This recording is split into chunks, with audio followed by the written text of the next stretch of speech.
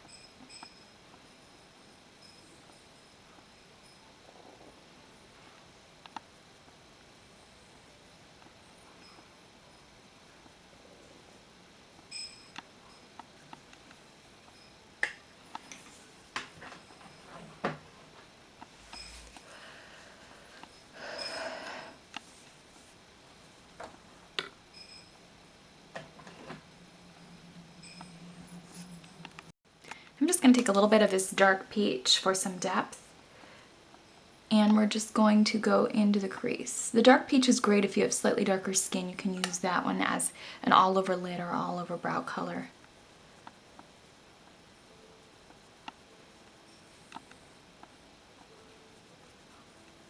So I'm just going to fluff that all over the crease.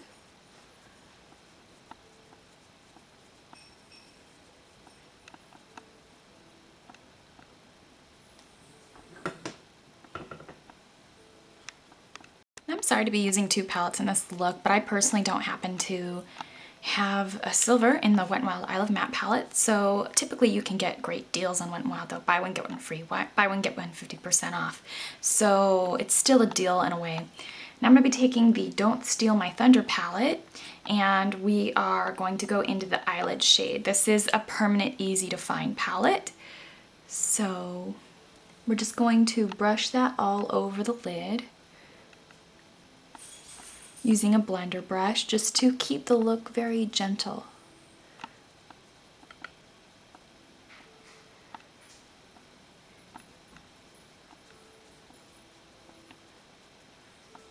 And that'll just brighten up the eyelid if used with a soft diffusing brush. And I'm going to go into that same matte black right here, and I'm picking it up on my Dellium Tools brush, the number 781. We're just going to start flicking a little tail out in the outer corner and start doing an angled version of a C-shaped crease. You could always rotate the brush around to keep the edges soft. And then just start delicately pulling in the color.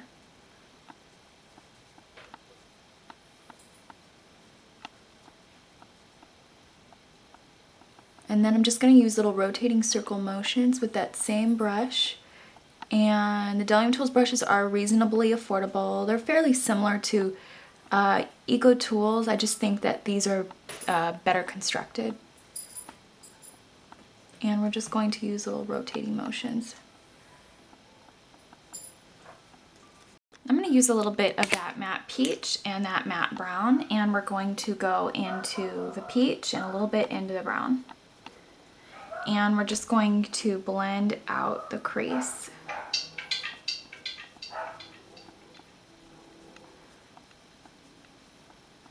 And keep it, this will keep it soft and give it some warmth and dimension. I'm going to take my Mary Kay eyeliner in black, and we're just going to line the waterline and tightline. I'm going to go back into the Don't Steal My Thunder palette, and we're just going to take an angled brush and go into this crease shade right here. And I'm just going to start lining the lower lash line. And just start in the back, and then whatever color is left over, you can bring it forward. Now I'm going to go in with the Urban Decay 24/7 Waterproof Liquid Liner in Perversion, and we're just going to line the upper lash line very delicately. Just keep the color low on the lash line.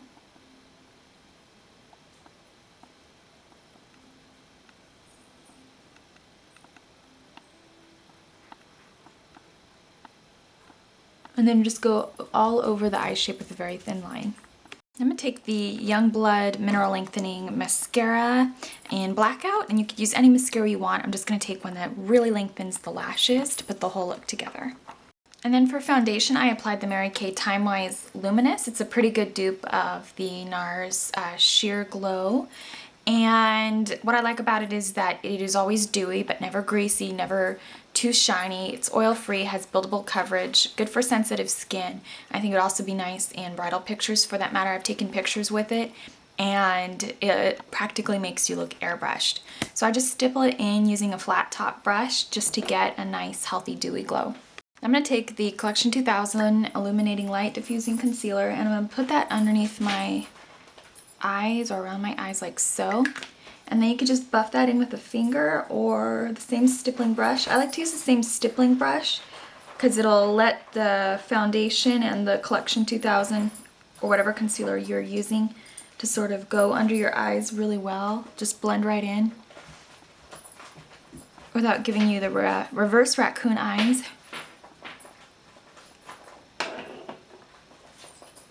And then just to make sure that it doesn't get stuck in any fine lines, I like to just press the product down with my finger to gently melt it into the skin. Whenever I'm doing cool tone looks, I do like to keep the face pretty warm just to sort of balance out the very cool eyes, which can look ashy on me. But for that, I'm going to be taking the NYX CB9 Orange Cream Blush. And this doesn't look orange on. It actually gives a really nice healthy glow to the face. So I'm just going to melt that into the skin using my two fingers to blend it in. The warmth of your hand and skin will just make it go right in. And it will mimic basically like healthy dewy skin, the blood circulation of your cheek, which is what blush is supposed to do. It'll just make it all look really natural. Now I'm going to use the e.l.f. Shimmer Palette, and we're going to go into this cream peach color here. The white is so bright, it would be relatively freaky and unnatural, at least for a wedding photo. So I'm just going to place that at the back of the cheekbone.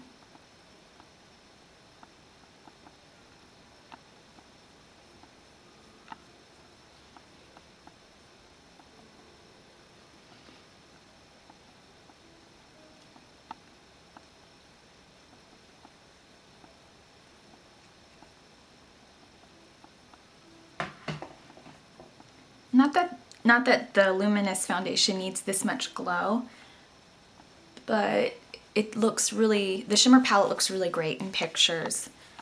I have a picture of myself using like 2 or 3 shades from the shimmer palette on my blog spot. It's the photo up at the top. I'm gonna take MAC Subculture lip liner, and we're just gonna line our lips and fill them in.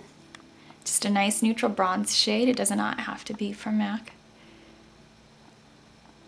And then Viva Glam Gaga 2, or not Viva Glam Gaga 2. This is Viva Glam 2. Sorry, Viva Glam 2.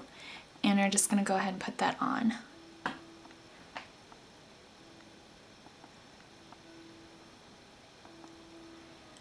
It's a nice neutral, just regular pouty pink, kind of really matches with the Subculture lip liner. It's kind of like the color of Belle's lips from the cartoon Beauty and the Beast from Disney. It's just like the perfect kind of neutral bridal pink that looks good on everyone. I'm gonna top that off with a pink gloss. I'm just gonna take a little bit of Cultured Gloss.